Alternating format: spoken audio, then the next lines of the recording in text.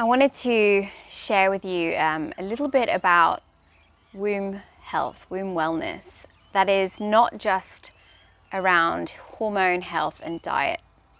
So I wanted to share with you my three top tips for having better menstruation, ease of conception, even moving into menopause.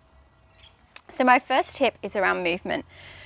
As women today, in our current lifestyle, not just women, men too, we have very linear movement coming from this pelvic bowl region. A lot of our movements are in a linear manner, sitting at desks, driving cars, sitting on sofas, and most importantly, our obsessive fitness culture is mostly linear, even yoga. And I'm not saying things bad about yoga. I'm also a yoga teacher here, but we have to remember as women that it is a practice that was created by men for men. The pelvic bowl and having a uterus wasn't considered when it was created. And many of the movements in yoga are linear. And more importantly, many of the movements ask us to tuck our tailbone, that tucking of the tailbone and pulling the belly up. So what this does is it creates this contraction in the pelvic bowl. And this contraction of tucking the tailbone and drawing the belly up is actually a sympathetic nervous state within the bones. So this is definitely not how we want to be moving around our lives. But many of us have been doing this movement in our life, whether we do yoga, Pilates, dance, or many other exercise routines. We almost get stuck in that tucked state, and particularly as well if we consider the idea of pulling the belly in and up. What an unconscious thing so many of us do today.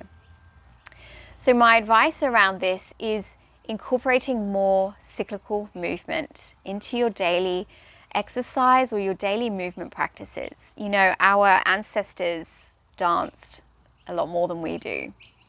That cyclical movement of the hips is something that is so necessary for a woman to not only help with the energetics of the swirling of the energy of the womb moving up towards the heart, but it's also helping to unlock and kind of come unstuck in this pelvic bowl region, which is so critical in our current day. So my first tip then is more cyclical movement. Really think about your alignment and whether you're pulling your belly in and tucking your tailbone more than necessary. The second tip that I would have to say would be around creating space for creation. We as women are here to create. Our wombs literally hold something. They gestate and birth creation, and that doesn't have to be children. It can be businesses, it can be art, it could be a garden. It's just simply an idea. But if you're not creating expressively in some way as a woman, there could be a stagnation forming within the womb. So there's a question for you to ask yourself. Are you creating space for expression and creativity? And my third tip is around really aligning yourself with your cyclical nature and with the seasons of the earth. How are you changing your lifestyle and behaviors to be more in alignment with your cycle?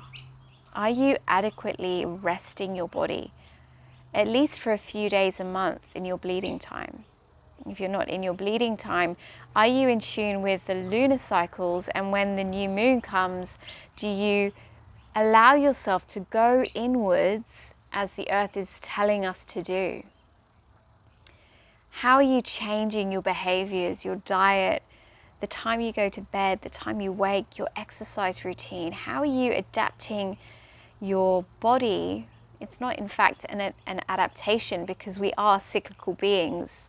How are you remembering this about your own nature? We are not meant to function at 100% every day of the year, every day of the month.